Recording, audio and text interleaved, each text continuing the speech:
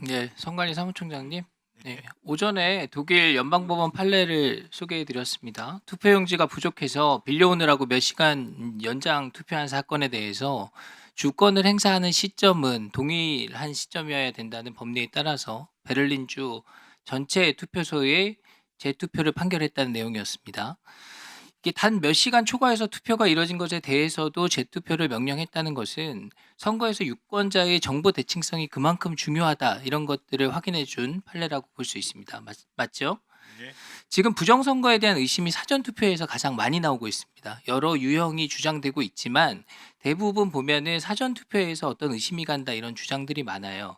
그분들의 주장 중에 하나가 사전투표를 개표하면 특정 정당 후보한테 몰표가 나온다는 겁니다. 개표를 하는데 사전투표함을 여니까 뭐 예를 들어서 1등 후보의 최종 득표율이 55%에 불과한데 사전투표함에서 나온 표를 개표하면 계속해서 그 후보한테만 몰표가 나온다는 거예요. 그러니까 확률적으로 불가능할 정도로 보인다는 거죠. 그래서 개표하는 영상을 보면요, 상식을 가진 사람이면 충분히 의구심을 가질 만한 그러한 모습이 연출이 되는 겁니다. 그래서 이런 것을 두고 어떤 분들은 부정선거의 증거가 아니냐, 이렇게 주장을 하는 것이고요. 선관위는 당연히 인정하지 않는 겁니다. 그러니까 사전투표와 이 본투표 간에 유권자들의 성향이 많이 차이가 난다는 거죠. 그래서 이게 부정선거가 아니면 사전투표하는 유권자들이 특정 정당을 지지하는 경향이 뚜렷이 나타난다, 이거는 선관위에서도 인정을 하시는 거죠. 네. 네. 그럼 결과는 그렇게 나오고 네, 그것이 바로 선관위 해명입니다. 사전투표와 본투표 간에 유권자들이 가지는 특성이 네. 다르기 때문에 나타나는 현상일 수 있다, 이렇게 설명을 하고 있는 것이죠. 자, 근데 이런 경향성이 생긴다는 그 결과를 놓고 보면 분명 문제가 있어 보인다는 겁니다. 사전투표랑 본투표 사이에는 상당한 시간 차이가 있습니다. 며칠이라는 시간이 있습니다.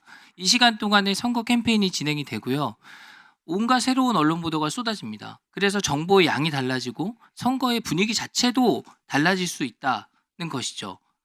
그러니까 사전투표하는 우리가 그 본 취지가 투표율을 높이기 위해서지 않습니까? 그러니까 반드시 이게 사전투표와 본투표 간에 며칠 상간의 어떤 시간차를 둘 것이 아니라 그냥 붙여서 하는 것도 방법이 아니냐, 이런 식의 대안도 제시가 많이 되고 있는 겁니다. 그래서 저는 제가 말씀드리고 싶은 거는 이 사전투표 제도를 개선하면 부정선거를 말씀하시는 분들이 갖고 있는 의구심이 상당 부분 해소될 수 있다, 저는 그런 생각을 가지고 있습니다. 어떻게 생각하십니까?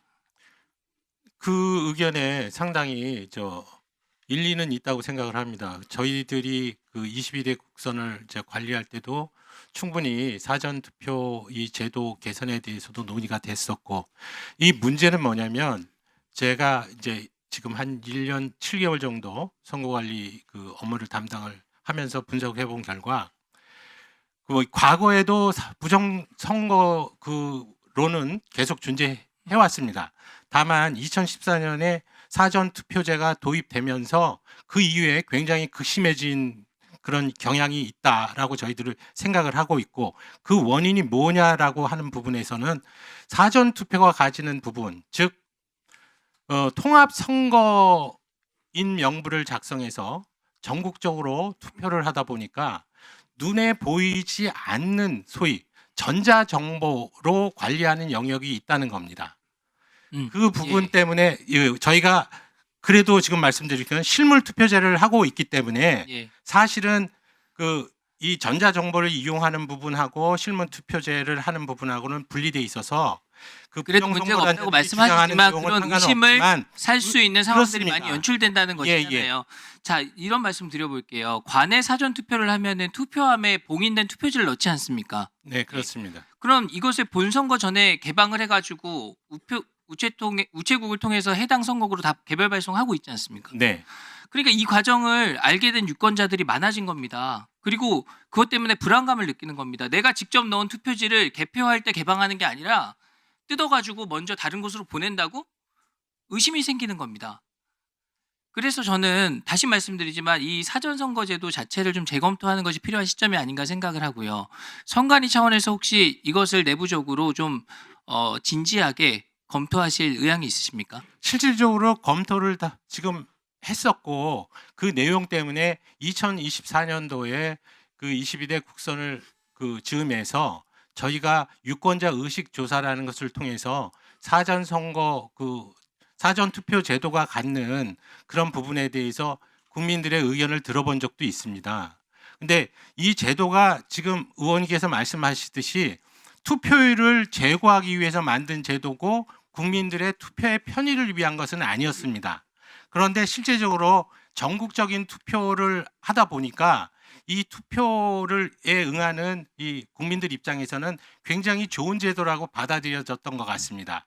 그래서 그 유권자 의식 조사에 의한 부분을 보면 지금과 같이 이 부정선거라든지 다시 지금 힘을 얻게 되기 전 단계에서 22대 국선이 치러졌을 때 상당히 그 나름대로 일반 국민들께서 제도 개선을 통해서 22대 국선은 그래도 믿을 만하다고 생각하셨던 것 같습니다.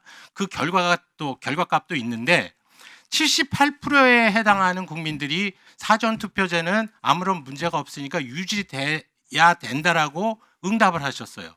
즉 저희들 입장에서는 이런 부분들 때문에 그 공정한 선거 관리를 하는데 상당히 힘을 들이고 있습니다. 그렇지만 이 선거관리위원회는 선거 관리를 하기 위한 기관이기 때문에 그 업무가 어렵고 힘들다고 해서 저희들이 이 제도를 뭐 바꾸자고 할 수는 없지 않습니까? 그러니까 지금 국민의 대표 기관인 국회가 정한 법대로 저희가 사전투표제를 운영을 해오는데 그런 어려운 점은 있다 이런 말씀을 드리고 다만 저희 입장에서 얘기해서 이 사전투표제를 폐지하거나 그런 의견은 지금 드릴 수가 없고요.